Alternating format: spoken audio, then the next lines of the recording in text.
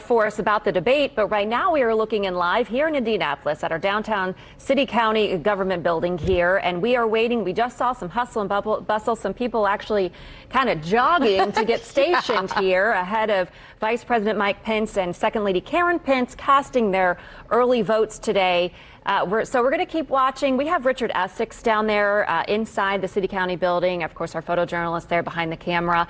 And there is our Vice President of the United States, Mike Pence, right there walking through the city county building. We're going to follow him. He's got his blue tie on with Second Lady Karen Pence right there with them both in their masks.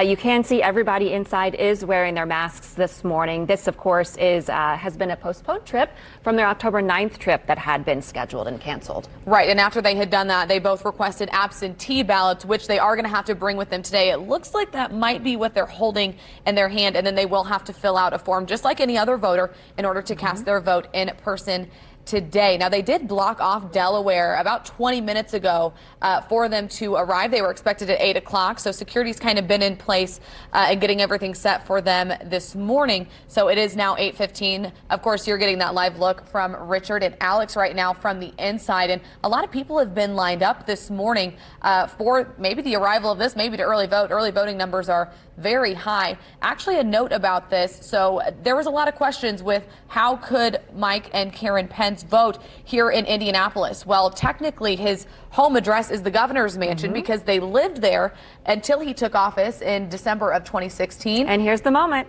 There's Second Lady Karen Pence just cast her ballot. Oh no, hopefully, okay, here we go. Good. And there goes Vice President Mike Pence. In a rather ceremonial vote right here, doing it in person to get that captured in this moment in history where he does cast his vote for the next president and vice president of the United States of America. Again, we are following this from multiple angles. Hannah Mordeau has been outside the city county building giving us a perspective from voters. She's talked to them about how they thought the debates went last night.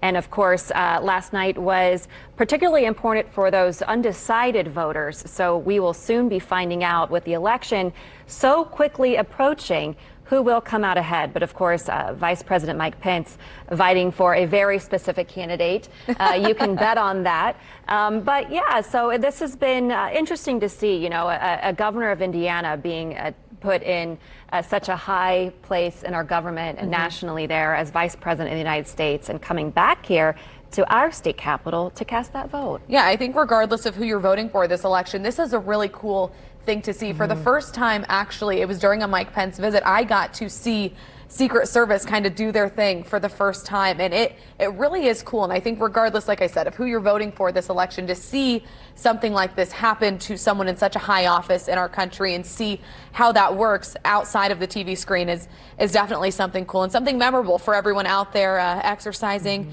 their civic duty to vote this morning. Sure, it was a quick trip to Indiana for him. He was in Fort Wayne yesterday, Indianapolis today, takes back off to D.C. soon. And hopefully he's able to do that without any glitches in the weather here, Randy. We've been watching those showers really come down.